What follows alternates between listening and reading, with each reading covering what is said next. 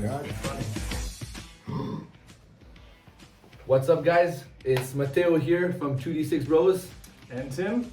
And we're here today to announce to you guys really good news actually. We're going to be releasing a brand new series which is called the Top 10 Pro Tips for 40k.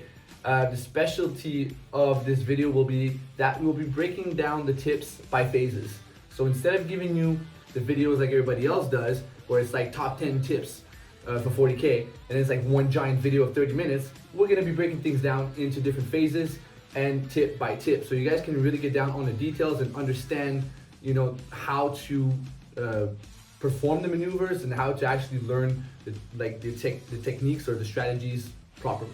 And additionally, we are not planning to combine all these tips in just one video. We're making always shorts. So if you want to have a short video about one tip, you're right here at us in our channel, because each tip is one video, so it will be maximum 5 minutes length. So snap, snap, snap, tip, tip, tip. No blah blah around it. We just start right away with the tip or with the trick. And of course, as usual, we're here for the community. So if you guys ever have any questions about any part of the phase that you don't understand or some of the tactics that you're not sure of, just drop us a like and then give us a comment in the bottom, and we'll actually get to your comments and we'll answer your questions on our next video potentially. Yeah, exactly. Then I would say let's start right away. All right, guys. So we're gonna give you a taste today of the first tip. So I'm gonna see you guys soon. All right, guys, let's get started on the top 10 pro tips by phases. Today's pro tip is going to be one of my favorite, Infiltration, the God skill. Now, the reason why I named it the God skill is very, very simple. Infiltration is not just a skill that you use during a deployment to enhance the width of your deployment zone. Upon first sight, that's what it does, but really, in reality, what it does is it enables you to apply pressure on your enemy and to enhance your strategies. It enables you as well to create a little bit more depth in your game. You're gonna see all of these on the little tactical video that's gonna follow. Essentially, there's a few things you need to be careful with the infiltration skill. Number one, not all armies are created equal. Some armies, Grey Knights for example, Necrons for example, they do not have the infiltration skill available to them. However, to compensate for this, a lot of these armies have pre-game movements. Not all armies are created equal, however, so if your army does not have infiltration skill, then this might not apply to you. However, most of the armies do have, and thus this will be very, very useful for most of you players. Another second thing you need to be very careful is counter infiltration. Since there's multiple armies that have the infiltration skill, what's going to happen is during the deployment phase, you're going to run across this issue where both of you have infiltration units to deploy. And as you will see later, there are actually rules to infiltration, such as you cannot deploy closer than 9 inches away from enemy units. So if an enemy unit is already deployed in infiltration on the board, what he's effectively doing is creating a bubble that's stopping you from counter-infiltrating.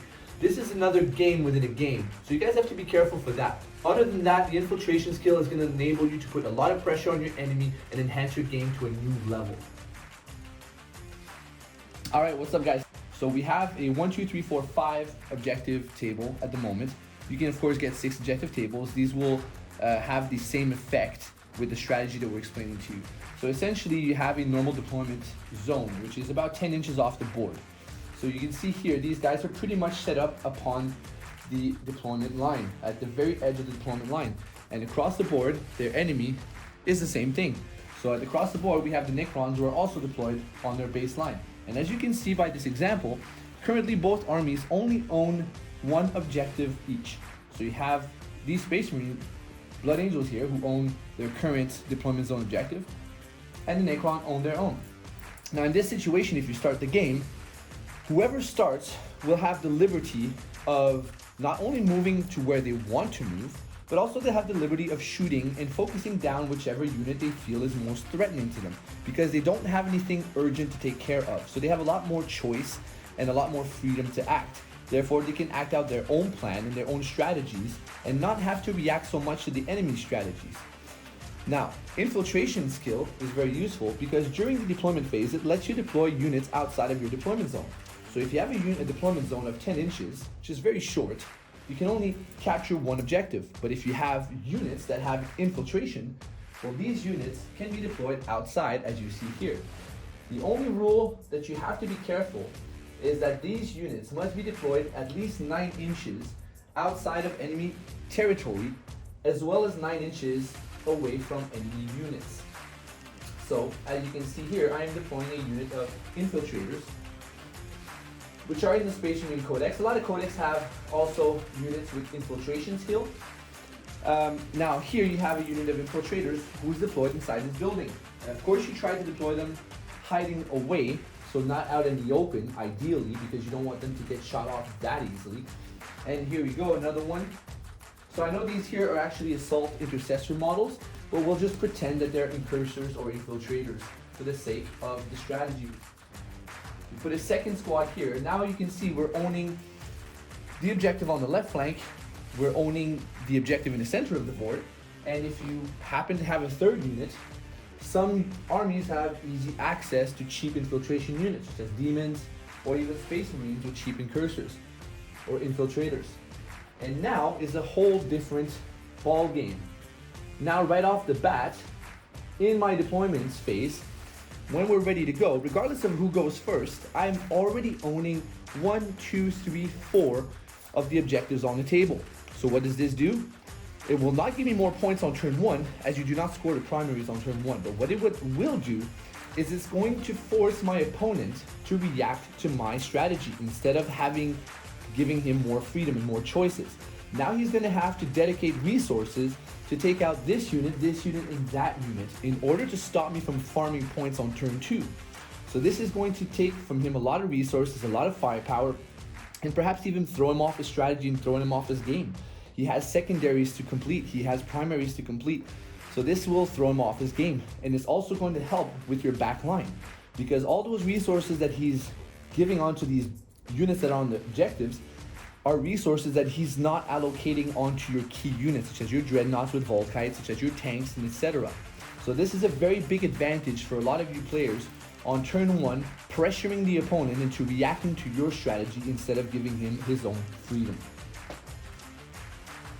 Here are a few more advantages of the Infiltration God skill.